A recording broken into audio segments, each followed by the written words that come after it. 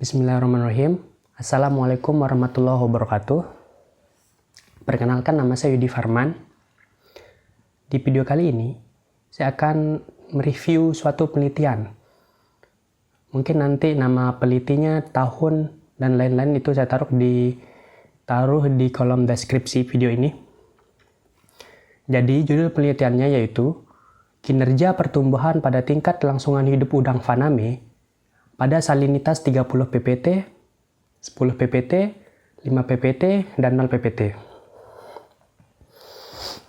Jadi, yang melatar belakangi dari penelitian ini adalah karena tambak tradisional sebagian besar memiliki saluran irigasi untuk mensuplai air laut kurang memadai, seperti dangkal dan sering tersumbat, sehingga ini menyebabkan pasokan air laut ke tambak berkurang dan pergantian air laut sulit untuk dilakukan sehingga salinitas air relatif rendah. Kita masuk ke perlakuannya. Perlakuan pertama yaitu perlakuan pada salinitas 10 ppt. Perlakuan kedua, P2, pada salinitas 5 ppt, P3 pada salinitas 0 ppt. Dan satu perlakuan kontrol pada salinitas 30 ppt. Parameter-parameter yang dibahas dalam penelitian ini, yang pertama, parameter kualitas air, parameter laju pertumbuhan spesifik, pertumbuhan mutlak, konversi pakan, efisiensi pemberian pakan, kelengkapan organ udang, tingkat kelangsungan hidup, dan frekuensi molting udang. Namun, di video kali ini, saya cukup membahas dua parameter, yaitu parameter laju pertumbuhan spesifik dan parameter tingkat kelangsungan hidup. Kita masuk ke laju pertumbuhan spesifik. Hasilnya ya, hasil laju pertumbuhan spesifik ini mungkin nanti saya taruh hasilnya grafiknya di video ini.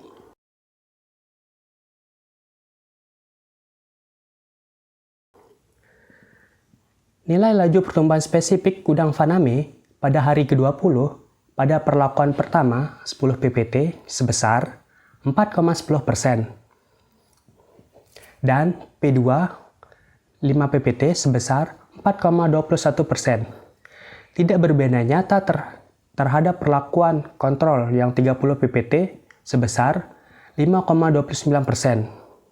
Namun, berbeda nyata terhadap perlakuan P3 0 ppt sebesar 6,34%. Sedangkan pada hari ke-40 menunjukkan perlakuan 1 yang 10 ppt sebesar 3,15% dan P2 5 ppt sebesar 3,23%. Laju pertumbuhan spesifik pada hari ke-20, perlakuan P3 lebih tinggi dibandingkan dengan perlakuan lainnya. Hal ini disebabkan karena udang lebih banyak makan untuk mendapat energi sebagai pertumbuhan.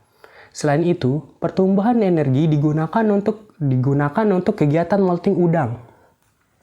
Molting udang memerlukan energi yang cukup besar untuk pergantian kulit udang. Sehingga, konsumsi pakan pada perlakuan P3 lebih banyak dibandingkan dengan perlakuan lainnya. Selain itu, perlakuan dari P3 merupakan perlakuan air yang bersalinitas 0 ppt, yang memberikan pengaruh terhadap penyerapan air dari lingkungan ke dalam tubuh udang faname. Sehingga bobot udang faname menjadi bertambah dan tekstur dagingnya lebih lunak. Ini juga disebabkan karena perubahan tekanan osmotik udang dari air laut menjadi air tawar. Kita masuk ke tingkat kelangsungan hidup.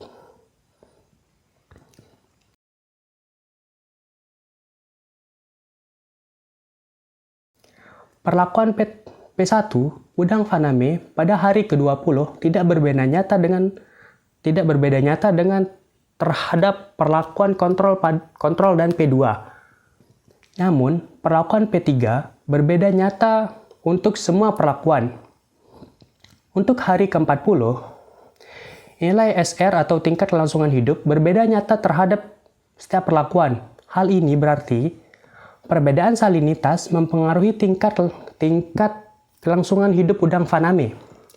Kematian udang pada masa pemeliharaan diduga akibat perbedaan tekanan osmotik udang dengan tekanan osmotik lingkungan.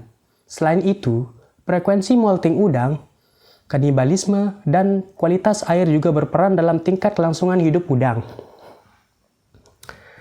Itu saja yang dapat saya paparkan mengenai penelitian ini. Kurang lebihnya saya mohon maaf. Wassalamualaikum warahmatullahi wabarakatuh.